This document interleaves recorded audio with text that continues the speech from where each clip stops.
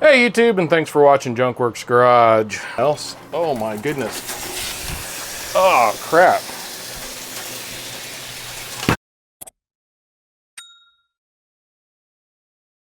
Well, we're standing in front of the water heater here, and you might notice, or might not, I can't tell exactly what you can see, but we got the pop-off. What I call the pop-off valve is technically the relief valve, TNP relief valve. I don't know if the TNP is just the name brand on this, but it's a relief valve. If this gets over pressurized, it allows this to come out and allows it to drain onto the floor in my case. But regardless, mine has been leaking, and just a little bit at a time. It's been probably a month, and I filled up an entire one of the big Folgers coffee cans, or plastic coffee cans I should say.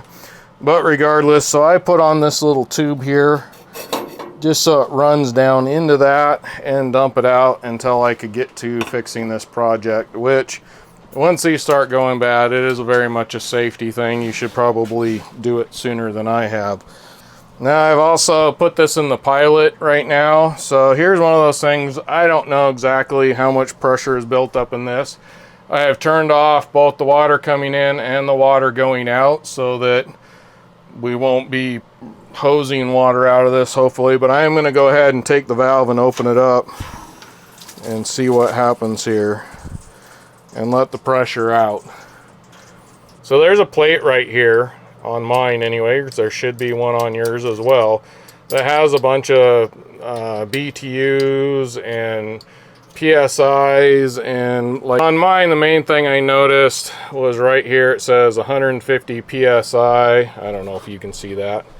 It says 150 PSI and 210 degree Fahrenheit relief valve, temperature relief, and pressure relief. So that's probably the main thing you want to worry about, but there's a few other things on here. You need to figure out what you're wanting to make sure. Quite honestly, they had 3 different ones of these at the store, and I picked the one that I thought it was and the cheapest one. But I am noticing, if you look at this actually goes up into here a little bit. So there was one that was really long, then one this size, and this one. Unfortunately, I haven't looked at this well enough. I didn't look at it well enough to realize I need the one that has the little bit of a...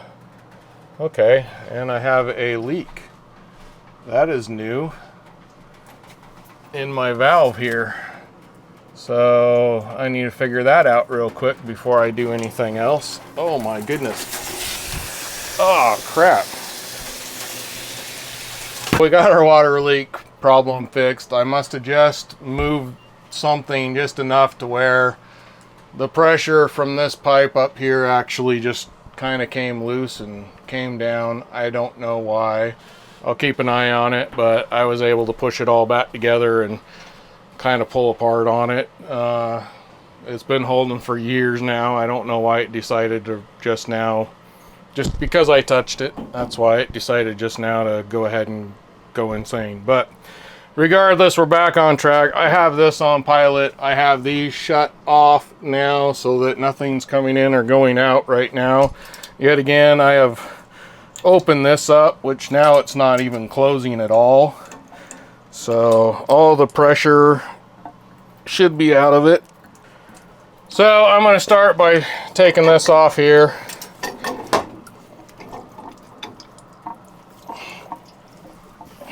Probably get in your way, but I need the leverage here. Be careful. Make sure if you see this bending or moving at all, have somebody hold on to that. It was pretty good. I actually messed with this a little bit fairly recently, but it's been a little while. Because I'm going to be reusing this pipe here. I guess technically, I don't even know if this is a technical legal thing that you have to use, or if this is just something that everybody I know uses just to keep the water down from going everywhere. I don't know. This is really hot, so Yet again, you're responsible for your own safety. If you do anything I do and you hurt yourself, I'm not responsible.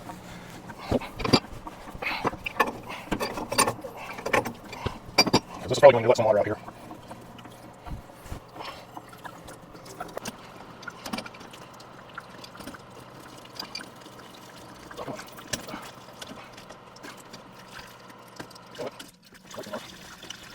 Alright, my wife went and picked up the other one here that I need because I got the wrong one. As you can see, this is just a little bit longer here. I'm using this T+2. I like this stuff. It works pretty good. It can work when things are wet especially, and you can use it right away. Should have probably got this all ready to go before I pulled that the rest off at all, but regardless, I'm going to go ahead and put this on the threads, get this all ready so that as soon as that's out, I can shove this back in, hopefully. I might have to do a little bit of cleaning on the threads there, but shouldn't be too bad. And because I'm in a hurry, I will have more information about that stuff. There's a couple rules about that you need to know at the end here.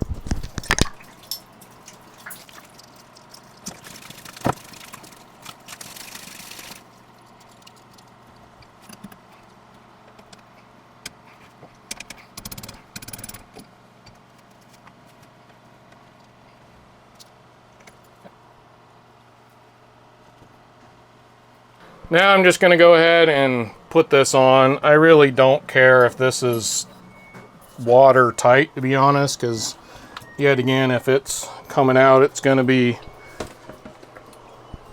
leaking and I need to fix it anyway. So whatever's on here, there's some pipe tape on here already, so I'm just going to put this. I'm hoping that's the same size.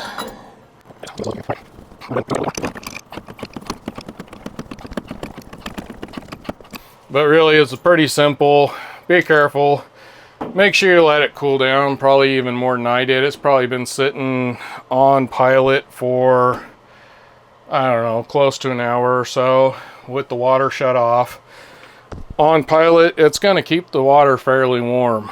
I didn't burn myself, doesn't mean you won't burn yourself. Make sure, first of all, you are pulling out on this, letting it, checking and testing to see how hot the water is. Now here's a couple things about this T+2 stuff here. This has what they call potable and non-potable use ones. This is potable. This is going to be water that we're drinking if we decide to drink hot water for some reason, but also water we're showering in and that kind of stuff. So this is made for drinking or potable water, as to where they actually do, at least they used to when I bought this, they had potable kind and a non-potable kind. So anyways, I went ahead and made sure I got the potable kind, and you can use it for anything, but it works really, really well. As you saw, it was leaking out of there pretty good. I put a few turns on it with my hand and it quit leaking right away. So it really does work. Another thing, beyond being able to replace these parts to keep these things going, if you take care of it, this was inspected in 1998, so it's been here at least that long.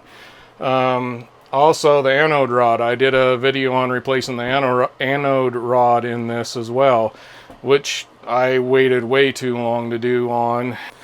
So now I'm going to go ahead and turn it back on, put the water on so that there is pressure in here, and make sure nothing is leaking.